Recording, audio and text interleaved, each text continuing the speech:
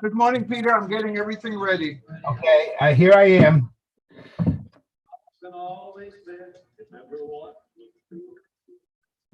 We're in the pre-stage, so we're live on the website so far. Okay, let's see. I want to try to see if I can make myself higher here, because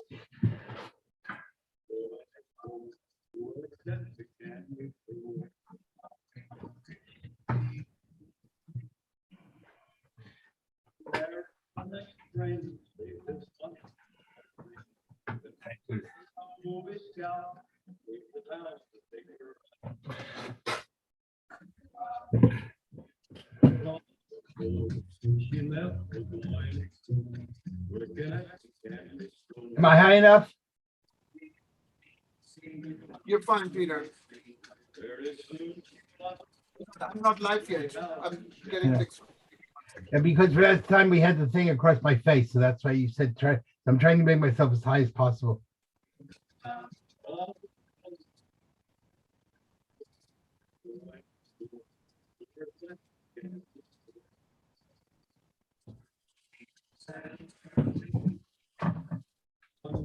I'm making your calls.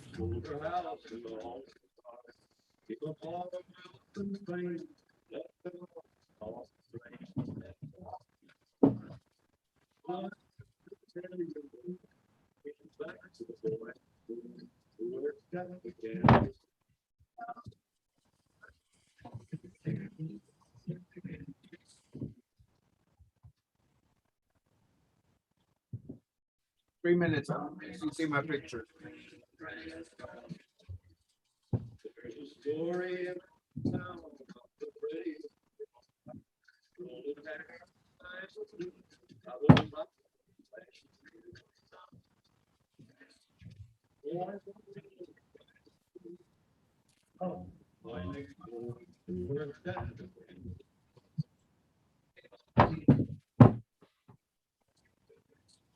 He was Thompson always been, if ever one.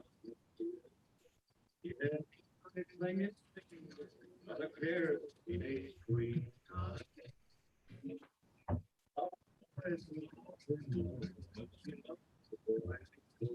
Who worked at the candy store.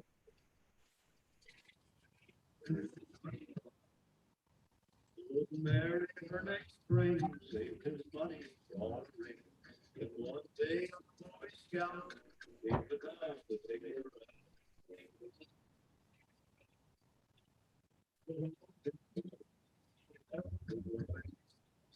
working at the candy store.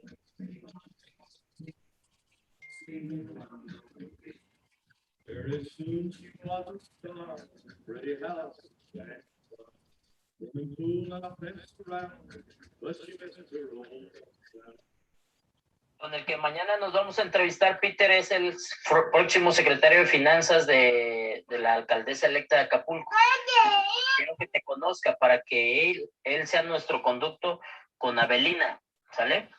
Entonces, es una más introducción. Con la presidenta va a ser después, para que sepas. Saludos. Okay, good morning, everybody. I see a lot of traffic already on eTurbo News website. Welcome. We're going to start in about 5 or 6 minutes. Just stay tuned.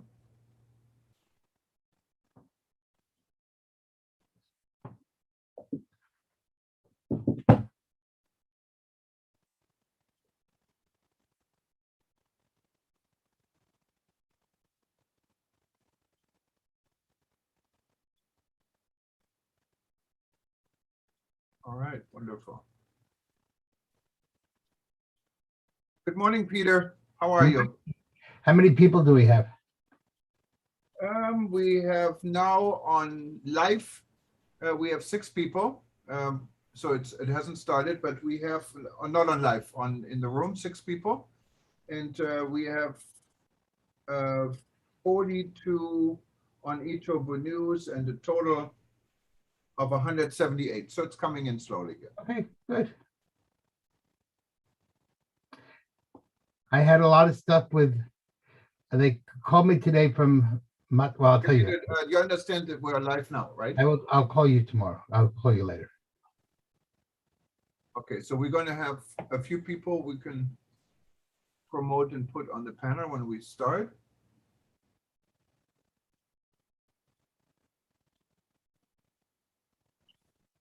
Okay, guys, I know you can see us. In about 5 minutes, we're going to add you to the conversation.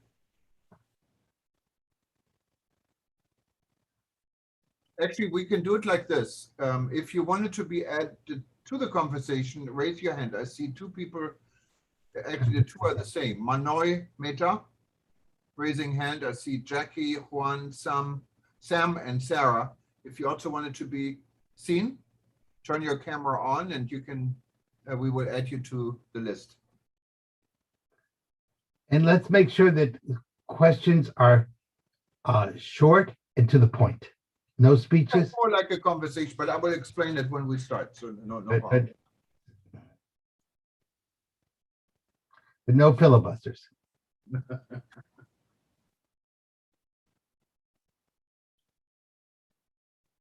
Okay, we got 3 minutes.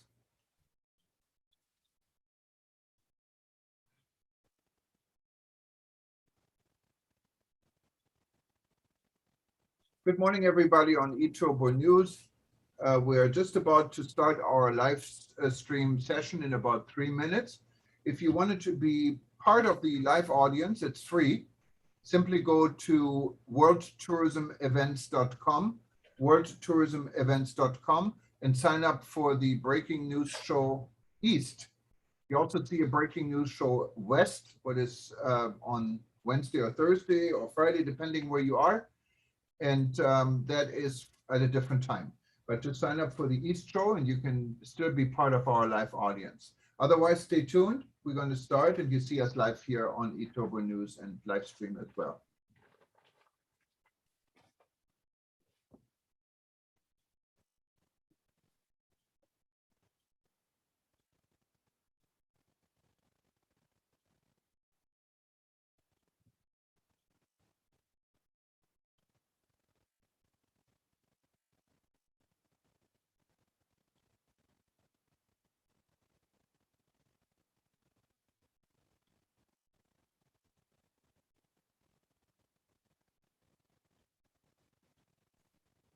Okay.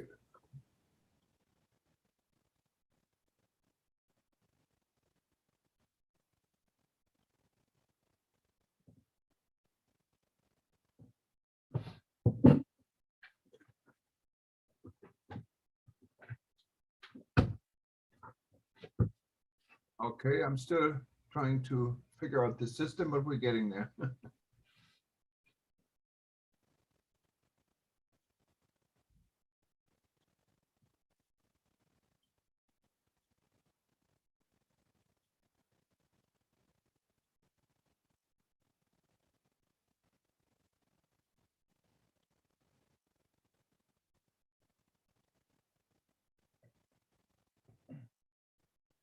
Okay.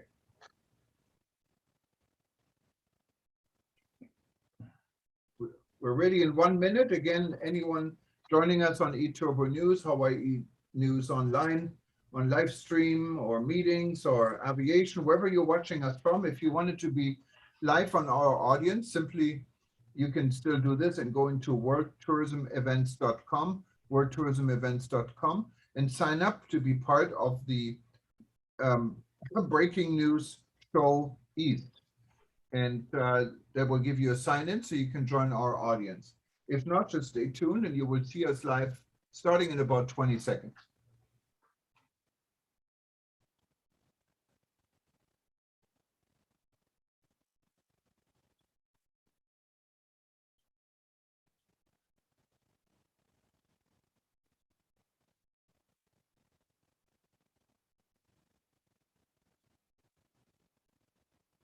And there we go. Aloha and good afternoon. My name is Jürgen Steinmetz, joining you from eTurbo News and Livestream.travel. With me is Dr. Peter Tarlow in College Station, Texas. And before I'm going to ask Peter how the weather is in College Station, I'll tell you a little bit more about our weather here. I wanted to explain everyone and welcome everybody who is live with us. This is a slightly different format. We're still going to have our World Tourism Network events and chat groups the same way we had before. But from now on, we'll be inviting you twice a week to be part of our breaking news show. We don't have an agenda. Really, you are the agenda, and the breaking news is what the agenda is all about. And we wanted you to be part of any discussion. Many of you have seen Peter and myself at our breaking news show and breaking news updates, we called it before, several times a week. So now we're going to make you part of the audience. And to allow everyone to be part of it, we have two set segments. One is today, what is Sunday in many parts of the world in the United States, and it's Monday for those of you joining us from Asia. It's our breaking news show East, and East means the eastern part of the world. What is, I guess, from our view, it's Asia. And so I know we will start at 4 p.m. Hawaii time, what makes it 10 p.m. on the US East Coast. So we cover a lot of North America. And for those in Asia, it would make it 10 in the morning in Malaysia, Singapore, or Bali, or 9 in Thailand, Jakarta. And it would make it 11 in Korea or Japan, or 12 noon if you're in Guam or Sydney, or if you happen to be in New Zealand, it'll be like 2 in the afternoon. So we're really excited about this. As I said, this is an agenda we don't know in advance because it is what it is. It's breaking news, and we have a lot of breaking news today. So hopefully this is going to be an exciting segment. For the breaking news show, we also changed our format from having a meeting format where you see everyone's faces immediately and you can join in immediately. We have it a little bit more organized. Peter and I can actually see who's attending right now. And once you raise a hand, if you look at your screen, on the lower part, you see raise hand. We can make you part of the panelists. We promote you, as it calls, to a panelist. And I know Manoy did this, but we promoted Manoy before and he declined. So I'm not sure if this is a real request. So I'm going to lower your hand, Manoy. And if this was a real request, you wanted to be part of the panelists, then raise your hand again. I just wanted to make sure because we don't want to force anyone. Without further delay, we appreciate your participation, your questions, your comments. Keep it short because we only have an hour for the show or less, and there's a lot to cover. But as we always do, we start with the weather. And I'm in Honolulu, Hawaii, and it's just a beautiful sunny day here. It is not too humid, it's dry, it's almost like, I guess, how things are in the Midwest. And people are out on our beaches. I can see a lot of people sailing here from my window, and it's just a beautiful day to be outside. Peter, how's everything in College Station, Texas? Well, it's a typical Texas day here in Central Texas. Nice and hot during most of the day, very humid. We had a thunderstorm for about an hour, and then the rain went away, and before you knew it, it was back to being nice and hot.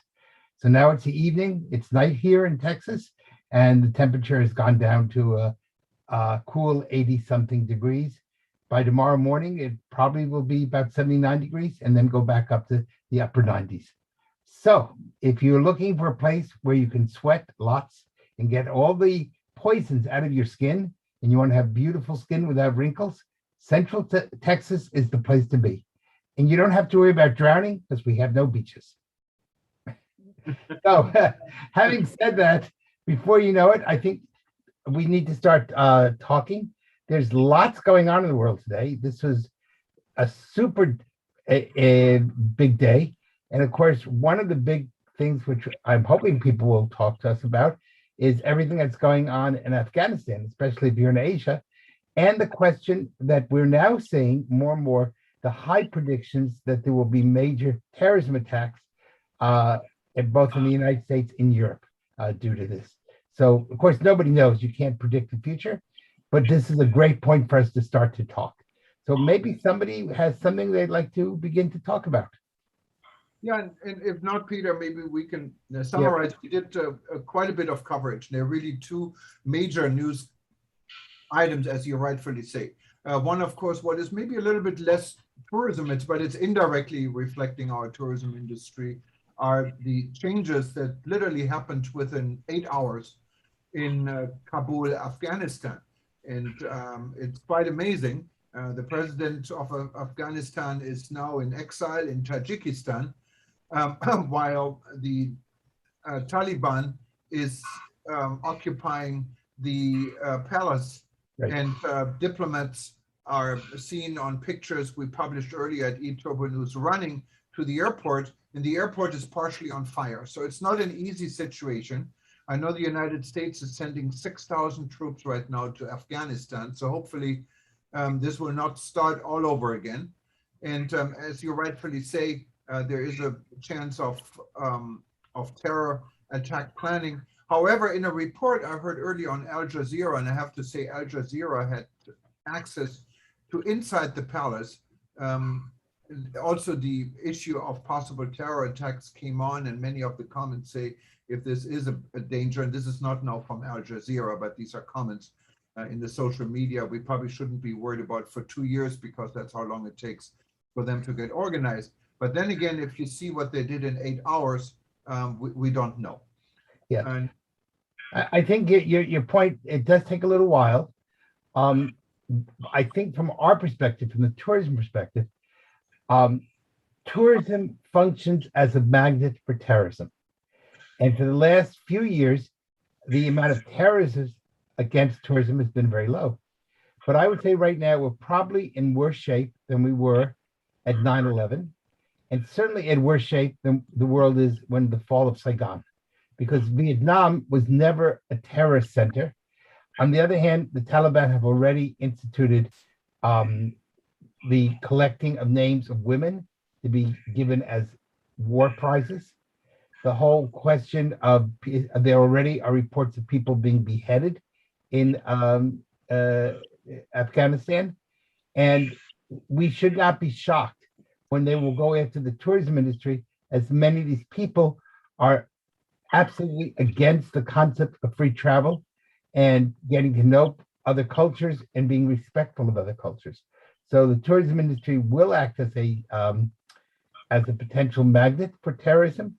And I think we need to be extremely, extremely careful, or at least about what may happen in the future. Now, you're right. It might take 2 years to plan it. But you know what? If I gave you 2 years and said, okay, you're going to be dead in 2 years, you would not be very happy. So, the bottom line is the tourism industry is just getting over it, barely getting over it, and maybe in some places going backwards because of COVID. So we've been struggling every day with COVID. Now we have to struggle with man-made COVID, meaning terrorism. So that could really be a real issue. And people, especially in Asia, I think they're going to want to make some comments about this, because Afghanistan is in Asia, and this is right in the heartland of what's called the Silk Roads. So let's see what happens. yes, Peter, yeah, definitely an interesting subject, and it's not the only thing going on in the world. We had a major, and anyone who wants to jump in here, I gave a few people access to the microphone and the camera. You can turn your camera on if you like. We'll see you, or you can jump in here when I see that you're active. If you want to listen, that's fine too. But when I see movement like in the chat room and so forth, I assume you wanted to participate. And we have two, as I said, we have two major subjects. One, of course, is the situation in Afghanistan, and we welcome you to comment. And if there is no comment, maybe in the meantime, we can jump back and forth. We can go to the situation in Haiti. Haiti had Haiti, yes. Haiti had a 7.2 earthquake 2 days ago. And that is actually stronger than the earthquake they had, I think, was it a year or two ago, where more than 13,000 people lost their life. Well, there was a major earthquake in 2010, and they have not yet recovered from the 2010. 2010, yes, you're right. Yes. And in between that, numerous hurricanes, and they're expecting a hurricane this week. And so far, there's almost 1,700 people dead, if I'm not mistaken, in Haiti. 700, just to be. No, I think they've upped it now well over 1,000. Okay. On top of that, there is the problem that the roads leading south of Port-au-Prince are very much controlled by Taliban type people. I mean, it's not the Taliban, of course, but by gangs. And it's almost impossible to get aid south of the capital. And if you remember, I think it was only last week, the president of Haiti was assassinated. And Haiti had to ask for foreign help to try to figure out who assassinated the president. So they are having a hurricane, an earthquake, and a presidential assassination all in 1 month. It's not been a good month in Haiti. And of course, Haiti is symbolic of the whole Caribbean. And the fact, and anyone who lives close to the Pacific Ocean also knows the Pacific Ocean is highly sensitive to earthquakes or seaquakes. And I believe it was last week that there was one in Alaska that set off a tsunami across much of the Pacific. Well, Even the though, tsunami, just to be fair, never happened, but Right. it was just centimeters. But it's the threat, the pure threat is there.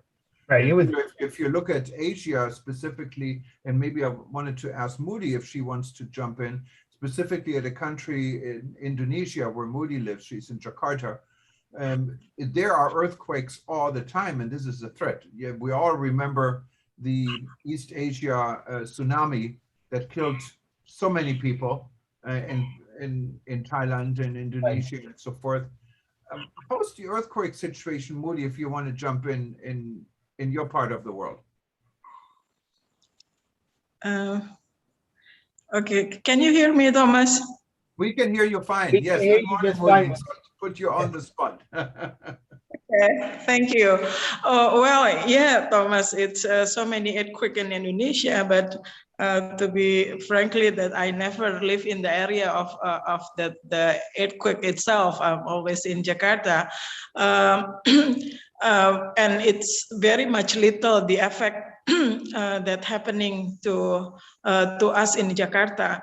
But of course, in the area itself, the damaging is so so tragic. The beauty is after the earthquake, let's say like 3, 4, 5 years, then the area it becomes so.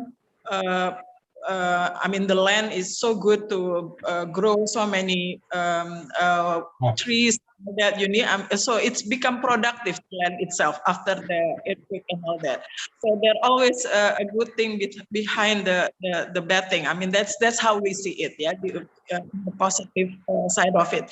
Like the Aceh, for example, the worst areas that affected by the tsunami and earthquake and all that. For several times actually, but now they are very prosperous. They're very growing in terms of natural resources they have this time. That's how I see it. Moody, how well is the architecture and the engineering as far as being protecting people against earthquake? Is it, one of the problems in Haiti is that many of the buildings were very poorly constructed, so they collapsed right away. Yeah. I assume that Indonesia has probably stricter laws as far as building codes, or am I right or wrong? Sorry, say it again. Peter, sorry, I cannot hear you. Sorry. Sorry. In Haiti, one of the big problems was very lax building codes. In other words, the buildings were very poorly constructed, and when an earthquake comes, everything just kind of falls down. In Indonesia, which is also part of what's known as the Ring of Fire for the Pacific Ocean, do you have very strict building codes, or are they lax, or how well protected are you when there is an earthquake that comes? Yeah, they have a body that actually founded by the government, which is up to now they are still managing the area. I think what we are looking now, they are so far so good. I mean, there are not any complaint in terms of rebuilding the areas, and I may say that they are very much satisfied with what the government has been doing from tsunami. Yeah, so I think Aceh is very happy now. Yeah, because it's very rare for people to compliment governments, so that's great news.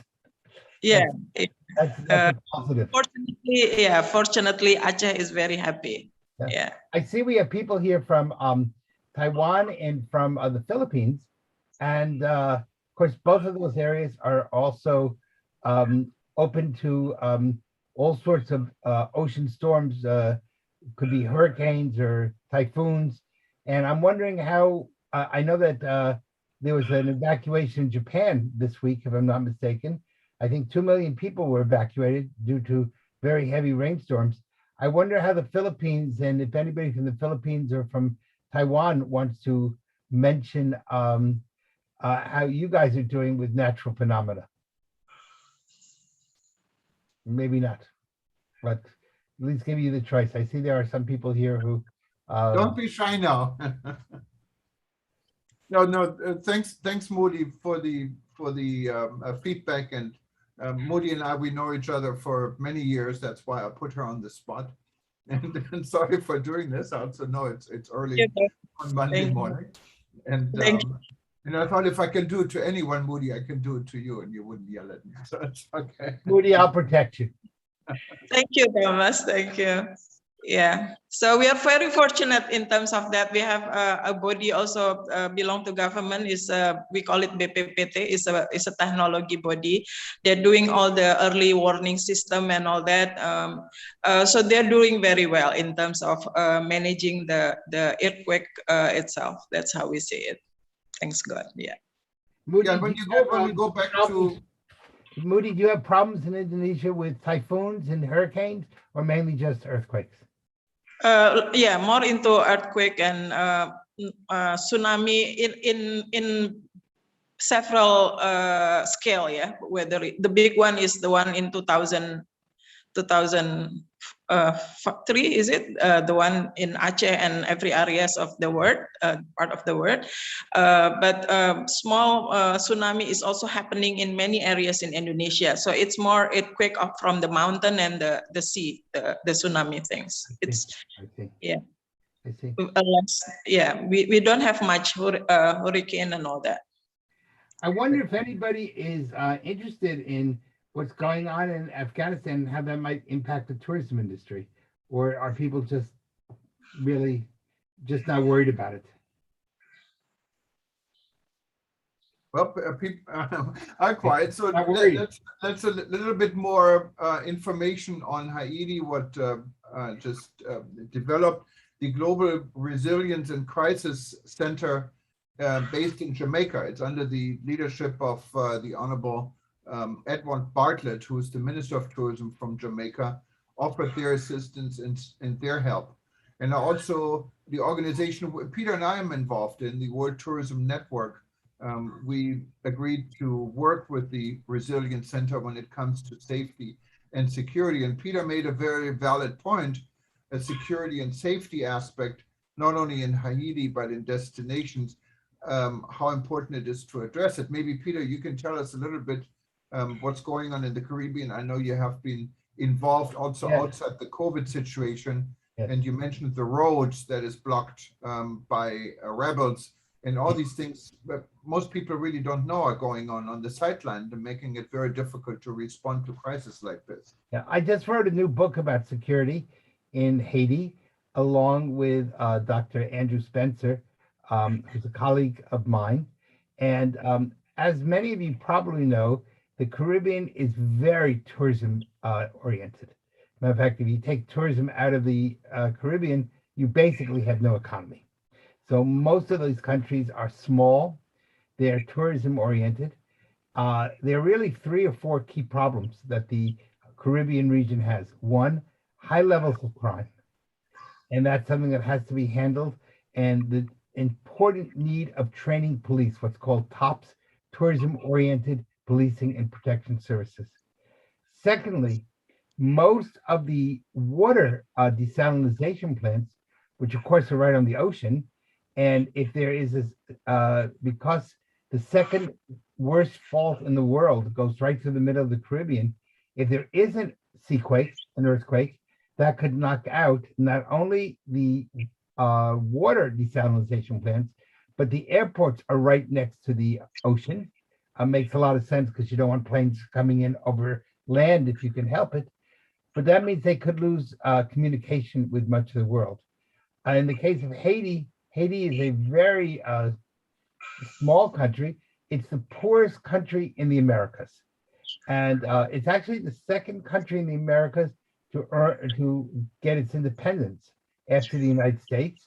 So it's been independent for a very long time. They kicked out the French in the 19th century, but they've had multiple revolutions. They have political instability. They've had earthquake after earthquake. And because of the poverty, many people have chopped down trees in order to produce firewood. And the problem with that is then there's nothing holding the ground. So when you have a hurricane or you have a major flood, then you have major erosion with mudslides coming into the cities. So right now, I don't think they're ready for tourism for a while. It's going to be quite a while. They've also had all sorts of diseases. And of course, COVID is rampant. And of course, there is no vaccines or medicine in most of their hospitals. Right now, most of the hospitals are not working. So it's a real challenge. And this is something that the tourism industry really needs to work through, because if the Caribbean tourism falters, you're going to have problems across the world with refugees, people fleeing the region. They won't be able to earn their keep. And there's many, many problems that are taking place in the Caribbean right now. So we have to be very sensitive to those issues. And Peter, of course, most of us here attending, not you and me, Peter, but are from the from Asia. And I see a journalist from India. I see people from Taiwan and Philippines. I see Moody from Indonesia. Maybe let's go back to the problem that has always been occupying us ever since we started World Tourism Network. What is COVID and tourism? Maybe since Moody is ready to speak to us, let's ask Moody again. I know Bali, for example, is one of the major and most prominent tourism destinations in Asia. And this is an area like we're in Hawaii that lives on tourism. How's the situation in Indonesia these days? Is tourism even happening? Are people talking about it? And how's everything, Moody? Maybe you can give us a rundown from how you see it in Jakarta. Thank you, Thomas. Yeah, it's unfortunately, it's very sad. Actually, that's how I see it. That the condition of COVID in Indonesia is quite terrible. It's indicated by, I mean, even the closest family is passing away, and then it's so difficult to get the room in the hospital. But that one was like 2 weeks ago. Now it's a little bit getting better. But the lockdown, the local, we call it minor lockdown, is happening. So it's many closed roads, you know, that we cannot go even the cross of the areas.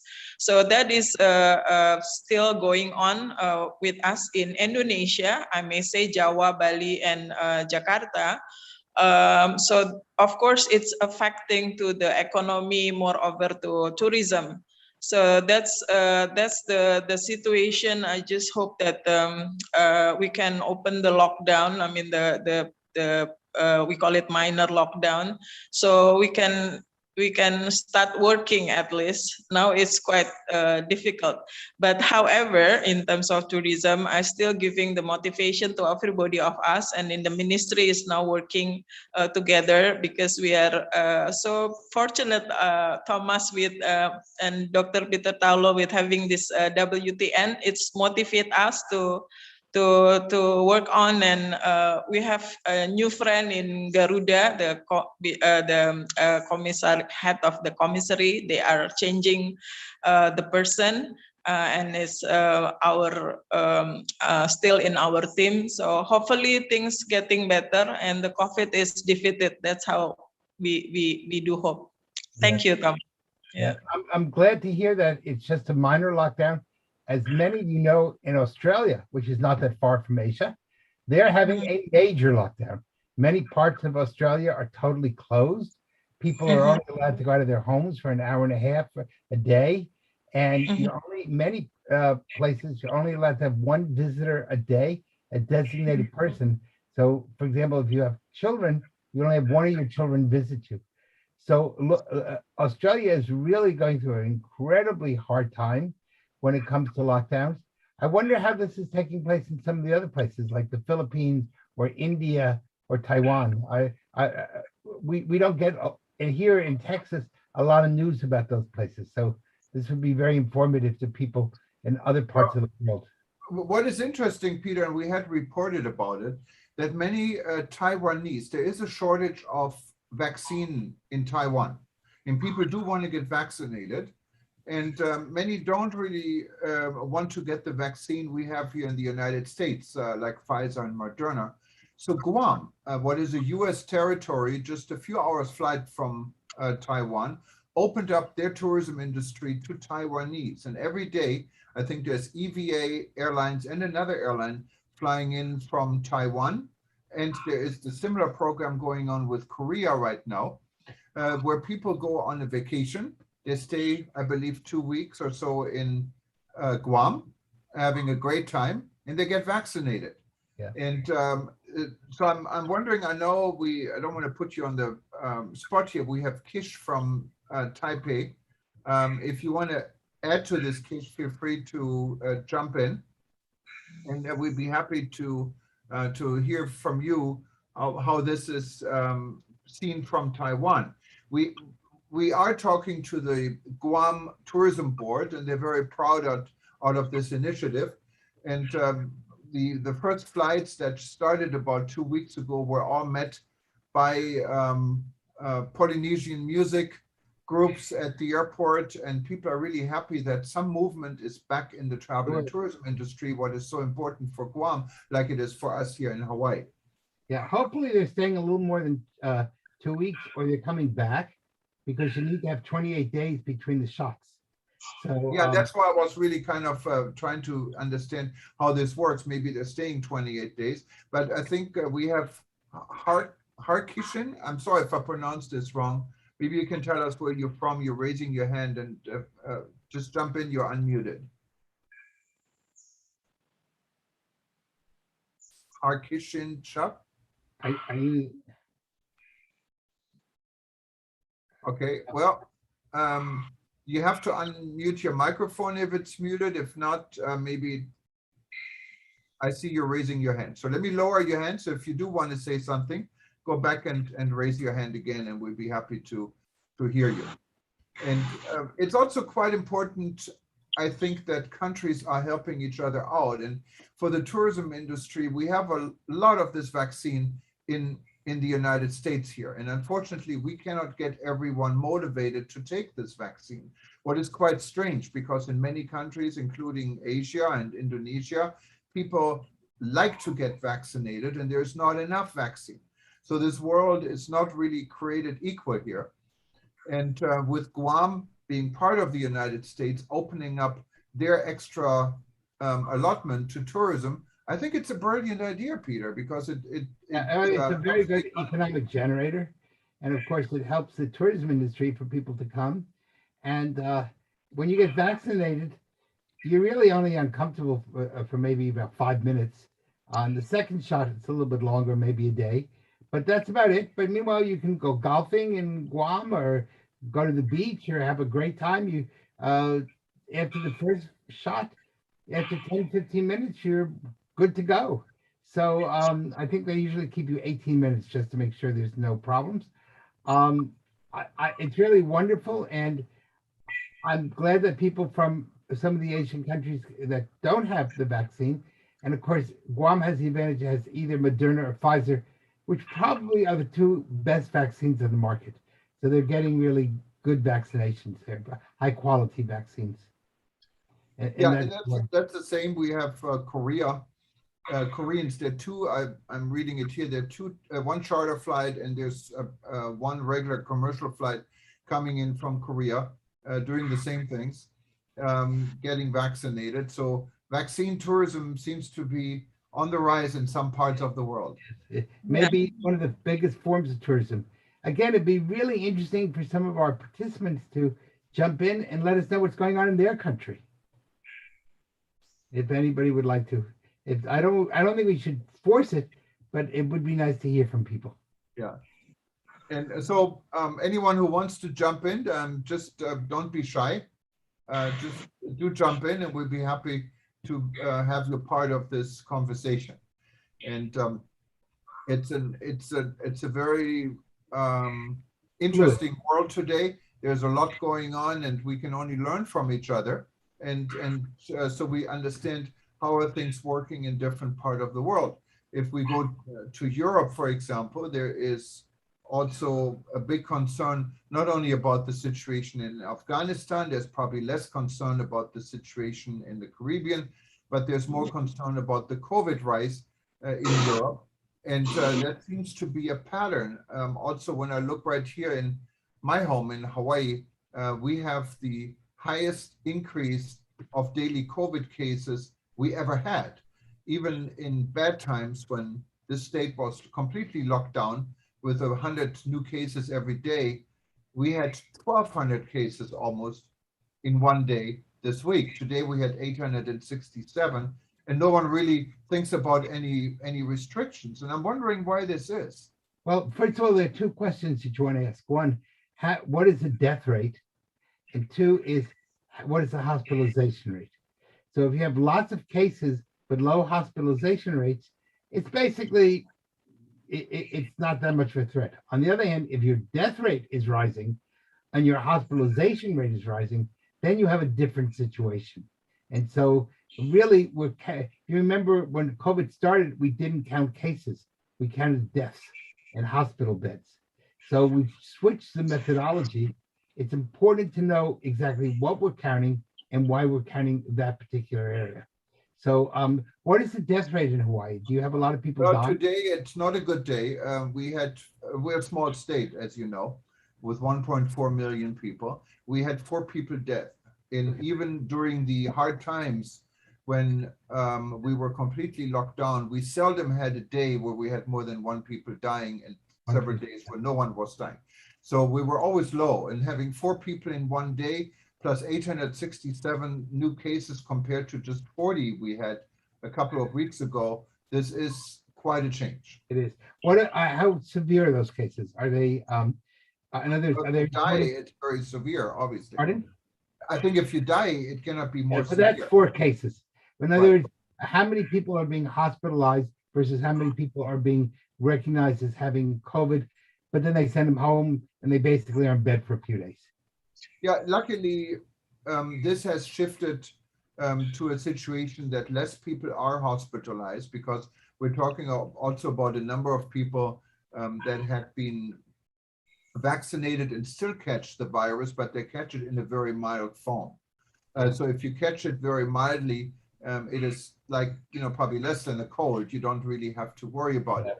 But the hospitalization numbers are going up and have been, I think, doubled from the time this increase started about 2-3 weeks ago.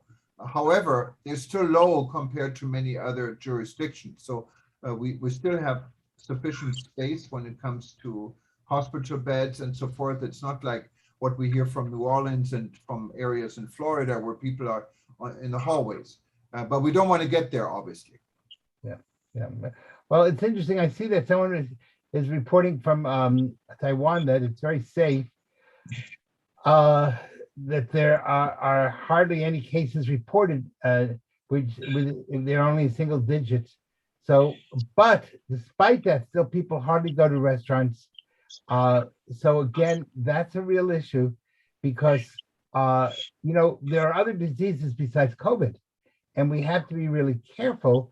For example, how many people get sick from food poisoning at restaurants, or how many people we're going to be entering the flu season, and that's going to be really chaotic because it's almost impossible to tell a bad case of the flu from COVID. So one of the things we now have to encourage people, not on the same day, not only do you need to get your COVID shot, you also need to get your flu shot. Entering the flu season, and that's going to be really chaotic because it's up. Peter, we got you twice here. Sorry. Yes, I see that. My comments were so brilliant that they decided to echo me. A little bit of arrogance there, to say the least. Well, does anybody else have anything they'd like to discuss? Because I don't think we should force people to talk if they don't want to. No, and as I said, this is something new. Yes. We're starting this. This is our first session. We're going to do this once a week on Sunday, and we're going to allow it between, we target about 30 minutes, maximum an hour, depending on participation. And so we're going to have our next session on Thursday. It's going to be Thursday morning, Hawaii time, 8 a.m. here, what makes it 2 p.m. Eastern time.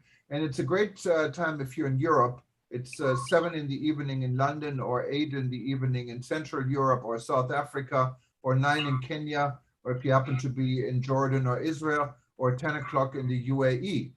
And I'm specifically interested to hear about the United Arab Emirates, because when you look at reports this morning, working on the story, the situation is so different in regards to tourism restrictions just between two emirates.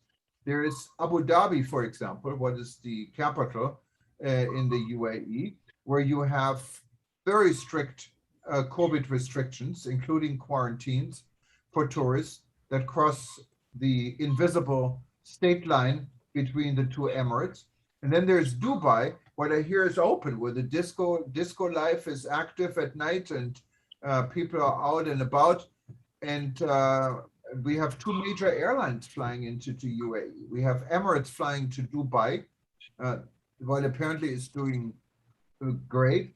And we have Etihad flying into Abu Dhabi. So it would be great next week, maybe to attract some people from that part of the world to hear a little bit how this is handled and why this is.